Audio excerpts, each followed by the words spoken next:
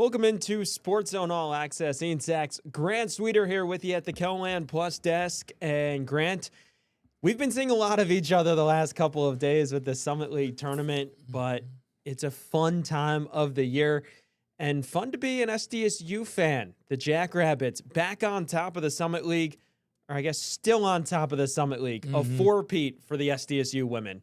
Well, you can say back on top of the Summit League because there was a time this year where fans and some people and even I had a little question about, they lost two games and at the time, they were close together and it's like, those are the two good teams.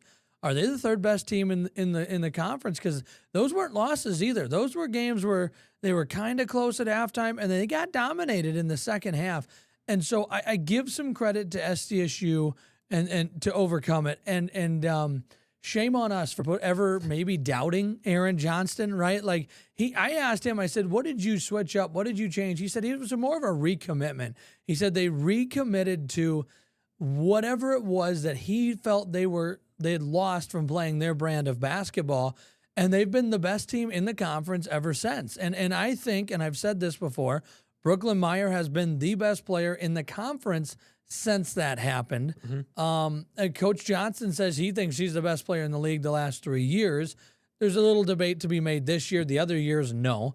But I was impressed with how well they turned it around and overcame some tough. They wasn't a gimme in the championship game. They had some adversity in that contest. That they certainly did. Ended up winning by double figures, but it was a neck-and-neck game. Even the game against USD in the semifinals, it was tight for much of the game. SDSU pulls away in both games in the second half and able to breathe a little easily in the fourth quarters. But still for SDSU, the thing that stuck out to me was the look in Brooklyn Meyer's eyes all tournament long. Well, you saw it. You shot the first game, and Ian gave me the highlights to edit so he could keep shooting. And right out the get-go, he had an opening shot of her, and I said, she is a woman on a mission. Like, she came out ready to go. And I asked every player and AJ that we talked to yesterday to, see if there was an extra gear, and they're like, that's just her. Like, she's just that good.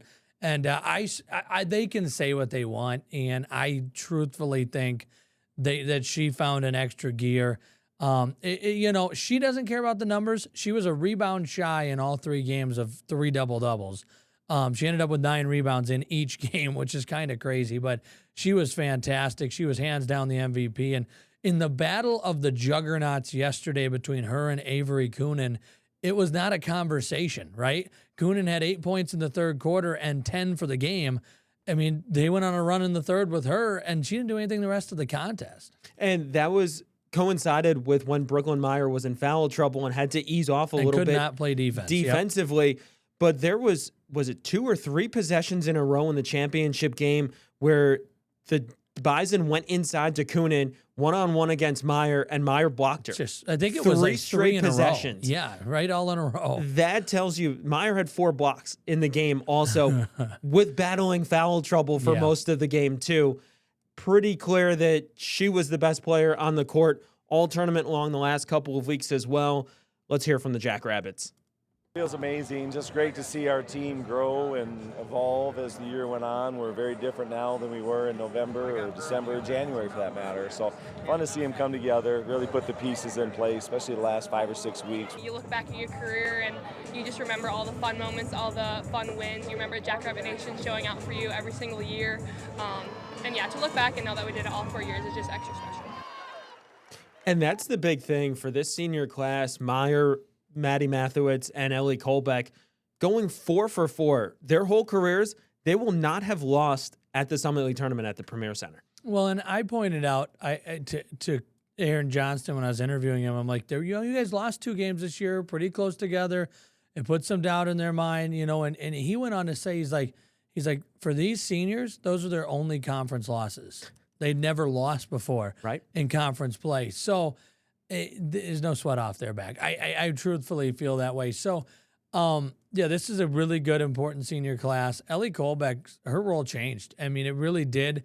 The emergence of Emily Fox And then Mathewitz being those two guards, she just lost playing time. And crazy enough, she went for one of her season high totals yesterday. So I think Aaron in AJ in the press conference teared up a little bit. I heard from LA Colbeck. So this is a really special senior class, maybe one of the most winningest senior. I mean, the last two conference games, never lost in the Summit League tournament. So this is a class that will go. There's only 3 of them too, which is crazy. But this is a senior class that will go down in the history of one of the best.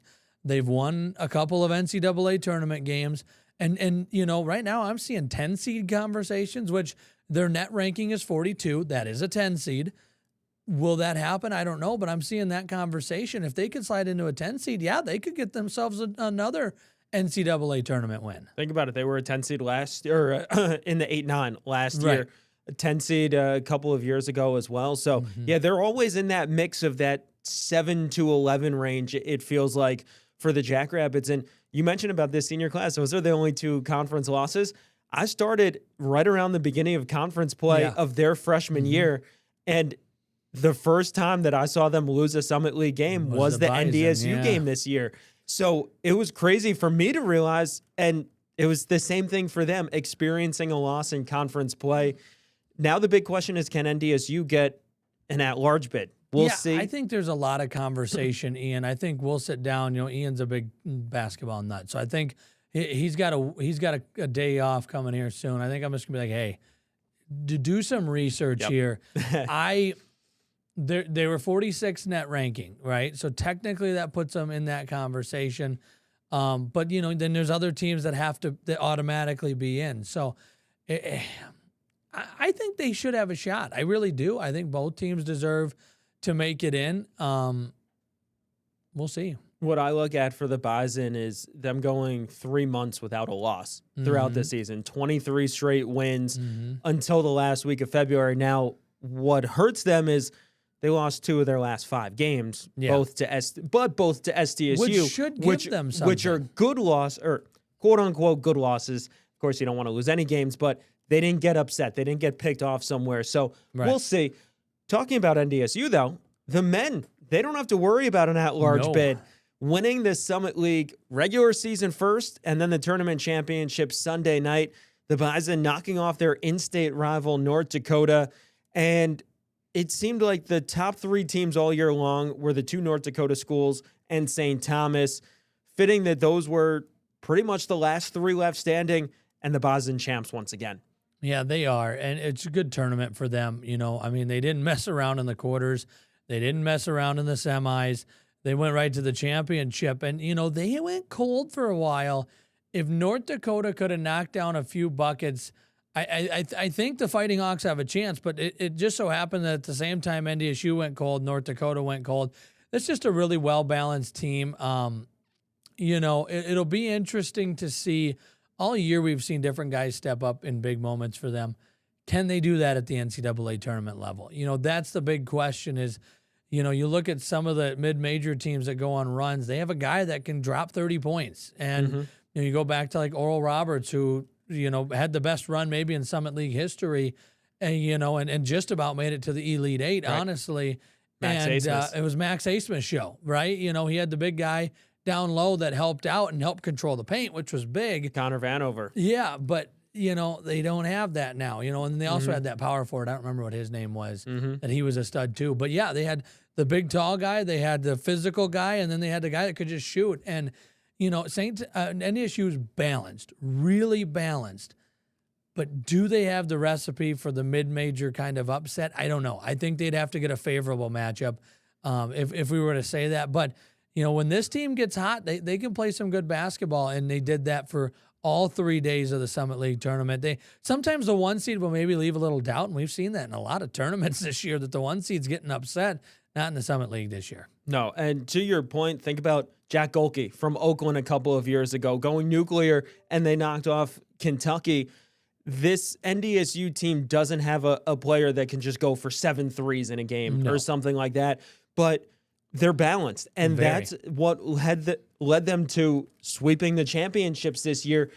When we were filling out our all-tournament selections last night, I had one player from NDSU that was a lock, and then it was like, well, okay, they're going to win the championship. Who else is on there? And I was looking at it. There are 3 games in the tournament. Every game you had basically someone different put up 16 to 18 points, and then the next game he put up 6. And then in the championship he put up 8. And it's like, well, okay, it's just a different guy who steps up every single night for them. And credit to what Dave Richmond has done there to find a balanced team and find a recipe that works. And now they're back in the big dance. Last time they won the Summit League 2020. Didn't get a chance to go. No. So the last time in the big dance, 2019. So good for them to be able to now experience one of the best parts of winning a Summit League championship, and that's going to the big dance. Yeah, I'm excited to see where they end up. Preliminary stuff, I think, seeing around a 13 seed. I would guess they'll be in that 13 to 14 seed range. And now comes the fun part where we can guess for a week, but really until 6 days from now on Selection Sunday, we'll have no idea. And then we have fun seeing where the Bison and the Jackrabbits, men and women respectively, end up. Yeah, well, it's speculation season, bracketology season for sure. When we come back, we'll talk about the other local teams and look at how they fared in the Summit League tournament. You're watching SportsZone All Access.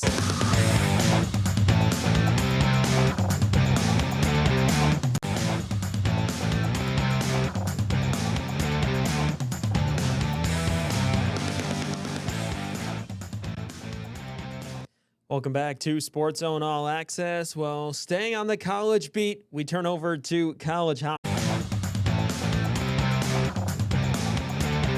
If he gets on a hot streak, they could be a really tough out in the Mason Cup playoffs. Now they go up to St. Thomas. Well, you always hear that, a hot goalie in the... So one weird bounce can make all the difference, but when you have Kotai between the pipes, you have to feel pretty good if you're a Viking fan. As you said, St. Thomas coming up for Augie on the road now.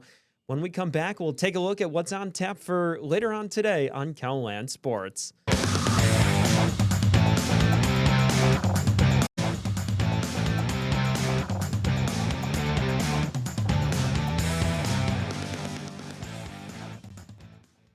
Welcome back to SportsZone All Access. Ian Sachs, Grant Sweeter here with you on this Monday, recapping the Summit League tournament. Last segment, we talked about the 2 champions, one local team, one non.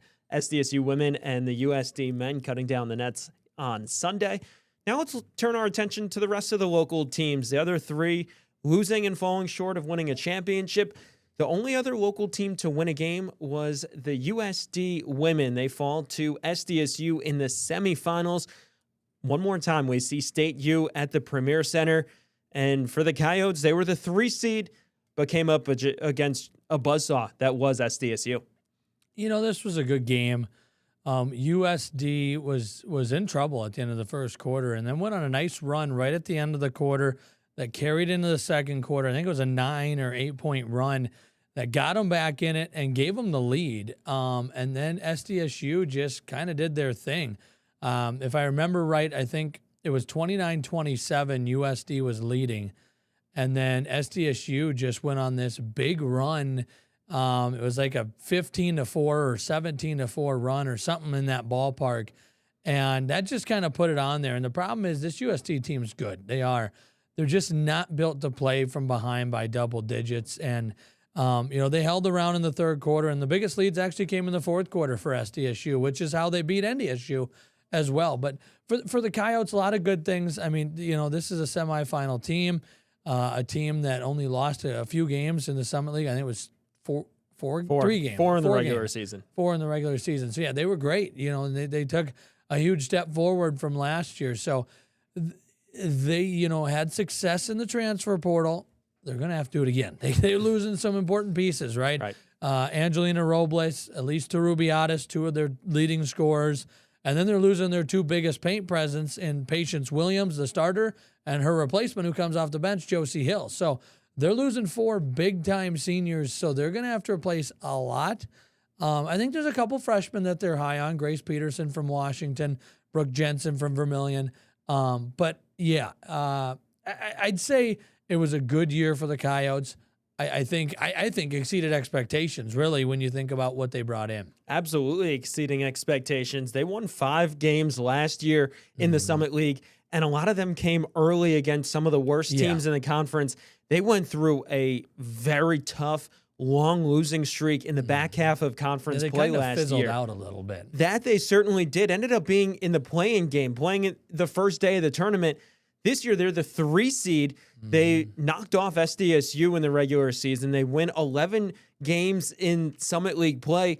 An absolute big-time success for USD. I thought their ceiling was going to be somewhere in the middle of the pack, somewhere in that 4, 5, 6 range to get up to that 3 seed and be a title contender, be a threat to go to the championship game and cut down the nets. That's certainly what this Coyote team was this year. So only bright spots ahead for Carrie Amy and the rest of the staff. Well, and they shot a lot of threes, and that was something that Carrie Amy addressed afterwards. She said, I just thought we rimmed out a couple. She said if we hit a few more, she's like, you know, we lost by 15. If we hit 3 or 4 more threes, it's a completely different game. So it was interesting because they shot 27, and I was like, that's a lot, right? They don't normally do that, right? And they normally shoot a decent amount, not that many. And somebody asked about it post game, and Carrie said, you know, they're so tough to get inside on that we thought we could get some open looks from 3. And she said we did. She said there were a few times that I didn't like the shot, but most of the time she did. And had they been a hot shooting night for the Coyotes, they could have played upset. Just this night, they weren't, and you saw how that worked for the Jackrabbits. Yeah, that's all that matters. If you can knock down shots, you're in any game. Coyotes could not knock down those shots. As for the USD men, they were shorthanded even more so. Wow, we both saying that right there. Uzziah Bunton not playing in the Summit League tournament for USD, and they fall in the quarterfinals to Omaha in the 4-5 game. For the Coyotes, they lose another one of their top players, so down to really just 2 studs for them in Jordan Crawford and Cameron Fens, and simply put, just overmatched talent-wise by that point.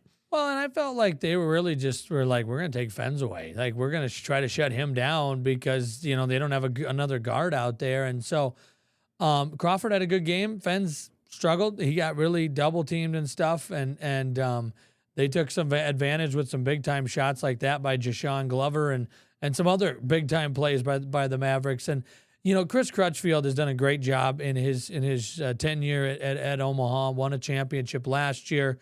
You know, did some good things with the team this year after he got gutted with the transfer portal and graduation the last year. So, you know, but yeah, it was amazing hearing both Crutchfield and Peterson talk after the game about how much this impacted the game that Bunton was out. And Crutchfield said, he's like, I'm glad we didn't play against him. He said he's been a huge factor in the last times we played, while Peterson said that might have been the knockout blow. Yeah, certainly. Let's hear from Peterson. What they did this year to get a 4 seed, I've never seen anything like it in my coaching career. They could have cashed it in. You know, our fans could have just stopped coming to games, but they were here out in full force, cheering these guys on, and it's a heck of a year. That perspective in the moment for Peterson, they were 8-8 in Summit League play. They were the number 4 seed with losing 5 players to season-ending injuries. And then one of their bright spots that was still playing goes down right before the Summit League tournament. So for them just to be in that moment, incredible job by Peterson and the rest of the coaches. Yeah, he was good. But, you know, he was good with what they had, did a good job with the X's and O's. But he said it was this team that just stuck together. And he says Cam Fens, like you know, if they slacked off one day in practice, he got on them, you know. Right. And so really impressive to see how they turned it around. And I just am left going, how do you not say this is a team that could have won the Summit League this year if they were healthy, right? I mean, they're missing some talented guys. Bunton ended up being a stud as a freshman guard.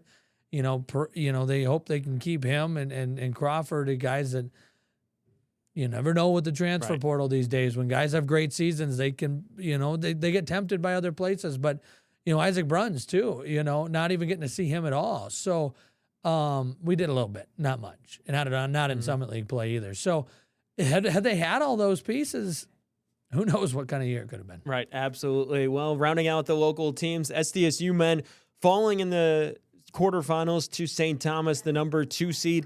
A tight game in the first half, and then the Tommies asserted their will in the second. I told Kelsey Dennehy, our sports reporter, at the game, it was halftime. It was 39-37. Great first half. High energy, high electricity to it. And I told her, I said, if this pace stays, this is St. Thomas's pace. If it stays, St. Thomas is going to win the game like 80, and then SDSU will end up at 67. And I actually got the score perfectly right on that guess, which was just a joke at the time. But it was the truth. They can't play at that pace. That was St. Thomas's pace. Give credit, SDSU played 20 minutes at that pace, but in the second half, they couldn't keep up with it. And you know, they liked the mismatch of having Damon Wilkinson try to cover Ben Osterbahn, and he was money in that situation, and he was ultimately a big reason why they got beat. Yeah, so that puts a bow on our coverage, at least for today, of the Summit League. More SportsZone All Access coming up next.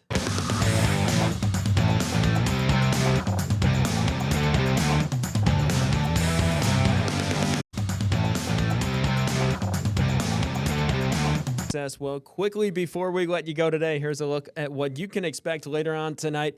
Shocker, we're talking more about the Summit League, a full story on the SDSU women going 4 for 4 and completing the four-peat. The NDSU men back on top of the Summit League. We'll hear from the Bison as well. Then we'll preview not one, but 2 games of the week this week. That's what happens when it's playoff time. That's right. Yeah, we'll have 2 games in Chamberlain tomorrow, so be on the lookout for those games, and we'll catch you guys next time here on SportsZone All Access.